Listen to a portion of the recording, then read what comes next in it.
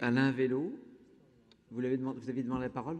Oui, mais je m'étais absent. Vous l'avez. Voilà. Monsieur le Président, mes chers collègues, sont donc soumis à notre approbation deux rapports. Le premier présentant les mesures du plan Nouvelle Chance pour les jeunes décrocheurs, impliquant une convention entre la région, les services déconcentrés de l'État, rectorat, DRAF, préfecture, la protection judiciaire de la jeunesse, Pôle emploi et l'Union régionale des missions locales, ainsi qu'un accord de partenariat entre la région, l'Académie de Nantes et l'association C'est possible.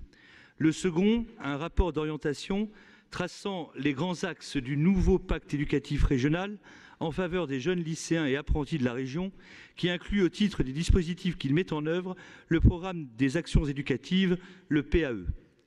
Concernant le premier rapport, le groupe Front National Rassemblement Bleu Marine ne peut que saluer la volonté politique de lutter contre le décrochage, dont témoigne le plan Nouvelle Chance pour les jeunes décrocheurs. Notre collectivité fait montre de cette volonté au titre de la compétence que lui a conférée la loi du 5 mars 2014, exercice de cette compétence qui s'inscrit dans un contexte à la fois européen et national.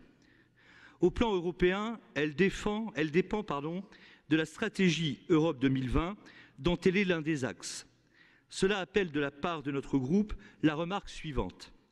Les motifs et finalités orientant cette stratégie Europe 2020 sont, comme souvent avec l'UE, purement comptables et s'inscrivent dans la continuité directe de la stratégie de Lisbonne pour la croissance et l'emploi, adoptée par le Conseil européen en mars 2000. Or, c'est précisément cette stratégie de Lisbonne, visant à mettre en place le grand marché de la connaissance, stratégie que du reste le candidat, Monsieur le Président, que vous soutenez lorsqu'il était ministre de l'Éducation nationale, s'est employé à traduire au niveau de notre politique scolaire nationale. Ce fut la loi d'orientation et de programmation pour l'avenir de l'école de 2005. C'est cette stratégie de Lisbonne, se perpétuant dans la stratégie Europe 2020, qui a eu pour effet d'effondrer encore davantage le niveau d'exigence, les contenus effectivement enseignés dans nos établissements scolaires. La loi Fillon de 2005, made donc in Lisbonne, ce fut le socle commun de connaissances et de compétences qui est l'exact contraire de la transmission effective des fondamentaux, sans lesquels pourtant notre système scolaire ne peut qu'enfermer les enfants dans le plus implacable des déterminismes sociaux. Ce fut la conversion à la religion du numérique qu'il s'est agi d'appliquer partout où c'était concevable et même là où ça ne l'était pas, et surtout dont l'intérêt pédagogique est quasi nul.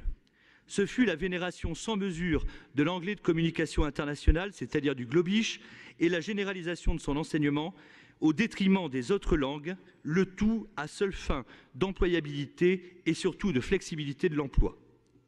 Or, et je soulève ici la question, quelle est la principale cause du décrochage scolaire, sinon le renoncement du système scolaire à pleinement transmettre le savoir, à commencer par les fondamentaux, à garantir par là l'émancipation sociale, tout en permettant à chaque jeune de s'accomplir et de s'épanouir.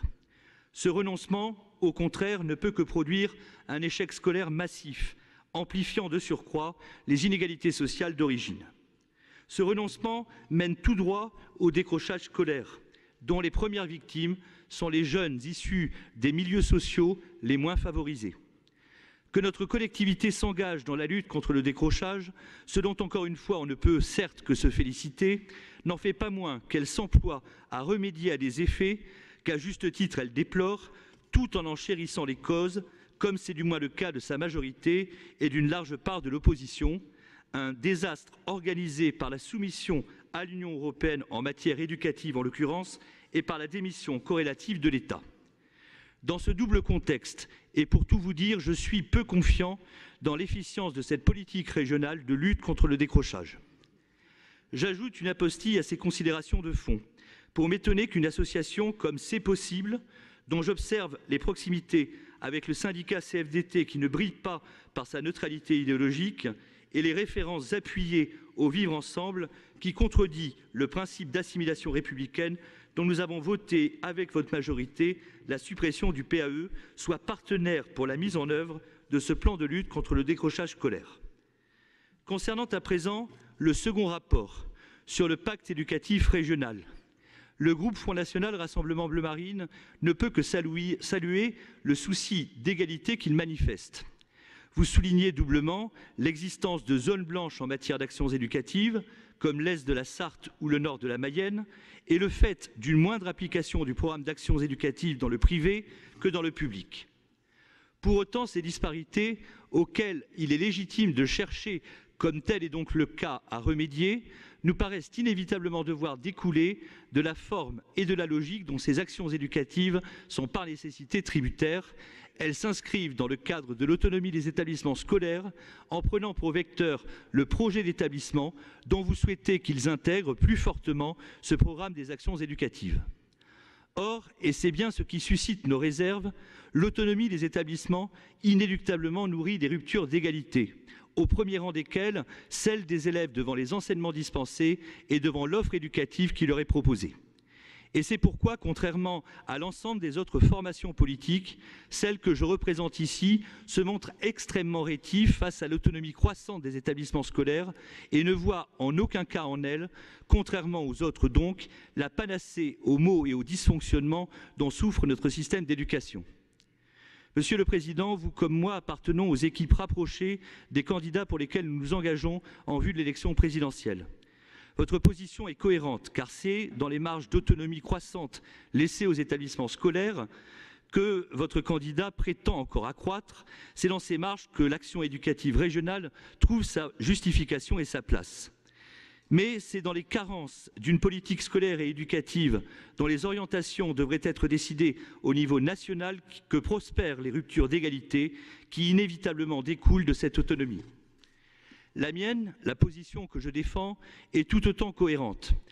Je ne me fie donc que bien peu à l'échelon auquel se situe notre collectivité, a fortiori sur fond d'établissements scolaires bénéficiant d'une large part d'autonomie pour permettre une réduction des inégalités. C'est pourquoi, comme le rappelait utilement un article paru dans le Figaro du 24 février dernier, qui confrontait sur la question de l'autonomie des établissements les positions des différents candidats, les vôtres, à vous tous, sont tous favorables à plus d'autonomie, quand la nôtre réduira cette autonomie et supprimera le projet d'établissement. Car c'est là la condition de la réforme et particulièrement des mesures d'urgence dont notre système scolaire a tant besoin, et c'est ainsi que se gagnera la bataille de l'égalité. Et que cela prive la région d'un des leviers de sa politique éducative ne nous chagrine nullement. La réforme territoriale que nous mettrons par ailleurs en œuvre supprimera la région comme échelon administratif pour réorganiser la République autour des 3 niveaux historiques et de proximité que sont la commune, le département et l'État.